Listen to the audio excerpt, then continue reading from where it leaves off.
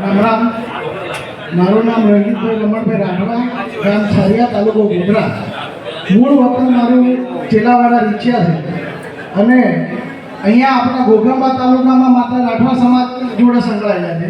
અમે ગોધરા તાલુકામાં દરેક આદિવાસી સમાજ જોડે સંકળાયેલા છીએ, જેમાં ભીલ સમાજ, નાઈક સમાજ, રાઠવા સમાજ, આ દરેક સમાજો આવેલા છે. અહીંયા દરેક મુદ્દા પર ખૂબ ચર્ચા ચાલી, પણ ઘણી વાતોમાં એવું મેં જોયું કે બહુમતી લેવી ખૂબ જરૂરી છે. હવે જે આપણા સમાજના જે પ્રશ્નો છે એ અમે જોયા છે, એટલે મારું એક નવું ઉમેરો છે સાહેબ કે આપણા સમાજના બંધારણમાં થોડો ઉમેરો કરવા જેવો દેખાય કે બ્રાહ્મણ વિધિ કાયમિક માટે નાબૂદ કરવા માટે કેમ કહીએ છીએ. તેનું મુખ્ય કારણ એ છે કે અત્યારે જે નોકરી વાળા કદાચ નવા નોકરી લાગ્યા હશે એ લોકોને વિશ્લેષણ સમિતિ ખરાઈ કરે છે. ખરાઈ એટલે શું કે ખરાઈ એટલે વિશ્લેષણ સમિતિ તમારા ઘરે આવે છે, તમે કોની પૂજા કરો છો, કઈ પદ્ધતિમાં જોડાયેલા છો, આ વસ્તુ અત્યારે વિશ્લેષણ સમિતિ ખાસ ધ્યાન રાખે છે. અમે લોકો વિશ્લેષણ સમિતિમાં છેલ્લા 4-5 વર્ષથી ખૂબ જ ધક્કા ખાધા છે, જેમાં બોગસ દાખલા માટે અમે ઘોઘંબા તાલુકામાં ગ્રામ પંચાયતના ઇલેક્શનો, તાલુકા પંચાયત, જિલ્લા પંચાયત 35 બોગસ દાખલાવાળા નેતાઓને જોડે હુંધી કાઢ્યા છે.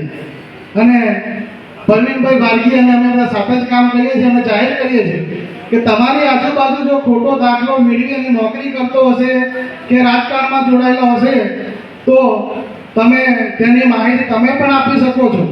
કદાચ ના આપો તો તમે અમને જાણ કરો, અમે એના માટે આગળની જે કાર્યવાહી છે તે અમે આગળ દોરાવીશું. કેમ કે જે એસટી છે એ માત્ર આપણા રિઝર્વેશન સીટો છે, જેમાં આપણા સમાજના કોઈ પણ માણસ હશે, પણ એ આદિવાસી સમાજનો યુવાન હશે કે વડીલ હશે તે હકદાર છે. બીજી સમાજના જે તળપ મારે છે એ તળપ નહીં મારી શકે, બરાબર છે. અને સમાજ સુધારણાની વાત આવી કે ભાઈ બ્રાહ્મણ વિધિ, એટલા માટે બ્રાહ્મણોને અમે કહીએ છીએ કે બ્રાહ્મણ બોલાવશો નહીં. કેમ કે બ્રાહ્મણ વિધિ આવશે એટલે આપણી રાઠવા સમાજની જે પૂજા પદ્ધતિ છે તે નીકળી જાય છે.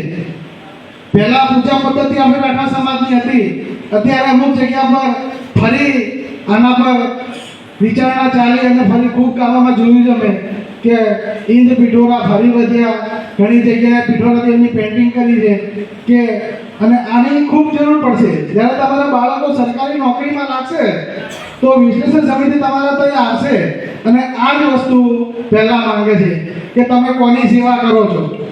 અને ટૂંક સમયમાં વસ્તી ગણતરી પણ આવવાની છે. વસ્તી ગણતરીમાં પણ આપણા આદિવાસી સમાજનો કોલમ માંગ્યું છે આપણે કે ભાઈ આદિવાસીનો ધર્મ કોઈ જાતે લેવા દેવી નથી, આદિવાસી ધર્મ એક આદિ માનવ છે.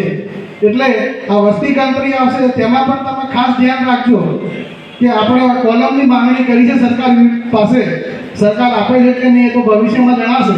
પણ જ્યારે આ નવી વસ્તી ગણતરી આવશે એ વસ્તી ગણતરીમાં તમારા ઘરમાં તમે જે પણ ભગવાનના ફોટા રાખ્યા હશે એ ફોટા પાસે તમને ઊભા રાખશે અને એ ફોટા ઓનલાઈન અપલોડ કરવાના છે. એટલે કે હાથમાં કાગળમાં લખવાના નથી. જ્યારે ઓનલાઈન અપલોડ થશે એટલે તમને આદિવાસી જે દરજ્જો છે અને જે તમને રિઝર્વેશન સીટમાં જે ફાયદા મળે છે એ તમને આવતા સમયમાં નહીં મળે.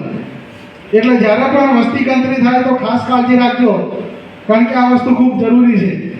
પછી વાત ચાલે આપણી સમાજની કે હમણાં જે તો મારા સમાજમાં એક મેસેજ એવો છે કે આપણા સમાજના આગેવાનો બંધારણ કરીએ છીએ, પણ ઘણીવાર એવું થાય છે કે સ્થાનિક સમિતિ આપણે 3 વર્ષ પહેલાં પણ આનો ભાર મૂક્યો પણ એનું પણ કોઈ નિરાકરણ આવ્યું નથી. તો આ વખતે અમે લોકો હમણાં જાતે બી નક્કી કર્યું હતું કે દરેક કુટુંબમાંથી ગામની અંદર જેટલી નાતો આવેલી હોય એ નાતોમાંથી તમામ લોકોને આગળ લેવા અને એ લોકોને જવાબદારી સોંપવી પડશે. કારણ કે અહીંયા એવું થાય છે ભાઈ આગેવાનો આગળ બેઠા છે, બધા આગેવાનો છે, વડીલો છે, હમણાં આગળ બધા ચર્ચા કરી કે ઘણીવાર એવું થાય છે કે ભાઈ કાગળમાં લખ્યું જ નથી